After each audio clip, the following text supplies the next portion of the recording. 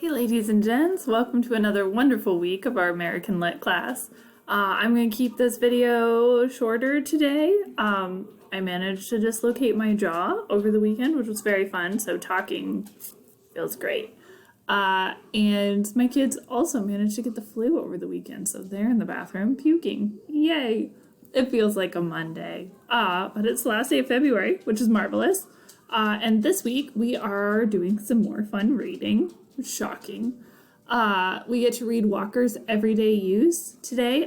This piece is really interesting, and I hope you find it interesting too. The dynamics between the two sisters being talked about, the way they're described, the way they interact with each other and with other people is really interesting.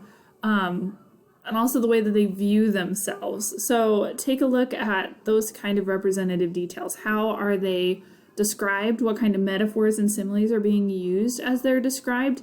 And then how does that characterization, who they're described as, motivate their actions and make them become such different people, even though they had the same starting point because they're siblings with a similar genetic pool and similar parenting and all that stuff, who have diverged drastically in how they view the world, how they interact with the world, and how they even value themselves and what other things they value. For example, the quilt in the story. So really dig into that. There's a lot of fun stuff, really meaningful things that we can look at as we think about how these characters act, and then we can think about our own family dynamics, our own siblings if we have them, or people who have shared growing up experiences with us, how we've become different people too.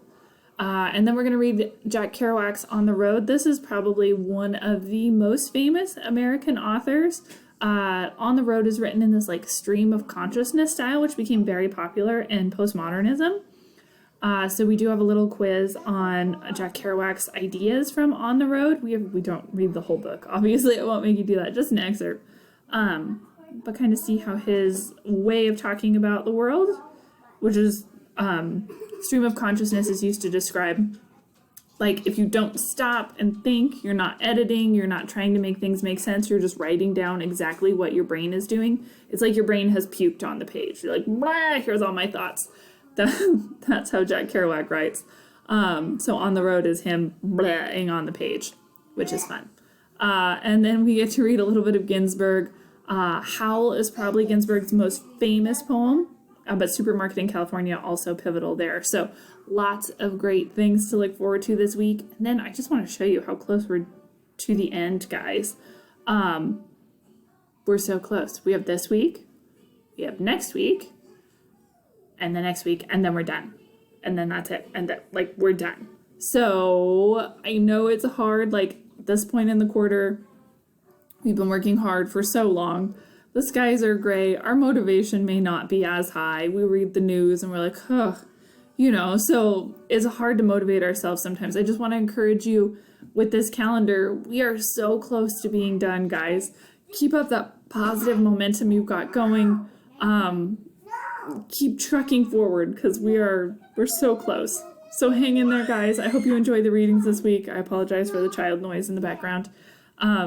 Reach out with any questions. I'm here to help, guys.